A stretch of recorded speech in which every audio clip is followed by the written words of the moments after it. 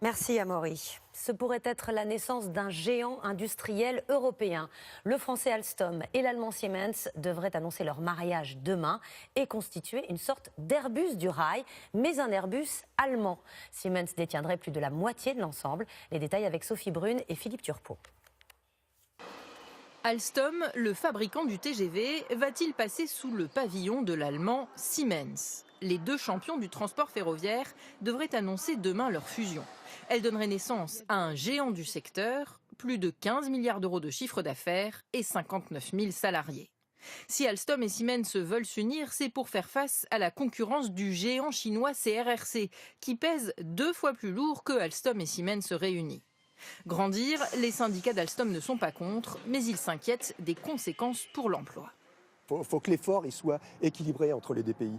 On ne peut pas se permettre de dire on va vider les sites français pour remplir les sites allemands. Et inversement, il faut absolument qu'il y ait quelque chose, un accord équilibré.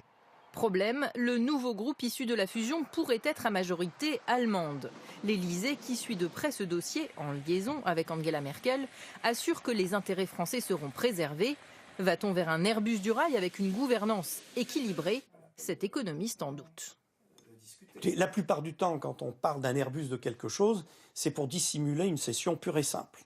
Donc, je ne veux pas faire procès d'intention au gouvernement, mais ce que je sais, c'est que si c'est Siemens qui a la majorité du capital, Siemens gouvernera. Alstom doit réunir demain son conseil d'administration pour se prononcer sur ce projet de fusion. Bonsoir François Langlais. Bonsoir. Dans un mariage industriel, il y en a toujours un qui se fait manger, et là, ce serait plutôt Alstom. Oui, en l'occurrence, c'est l'allemand Siemens qui mangerait le français Alstom en prenant la majorité au capital de l'entreprise commune. C'est un rachat pur et simple. Un rachat d'autant plus frappant qu'Alstom est l'héritier d'un titan industriel des années 70, la CGE, qui était à l'époque la 15e société mondiale, donc vraiment une société considérable. C'est elle qui a inventé les centrales nucléaires à la française, les TGV, les centraux téléphoniques. Or, tous les héritiers de la CGE ont disparu ou sont sur le point de disparaître.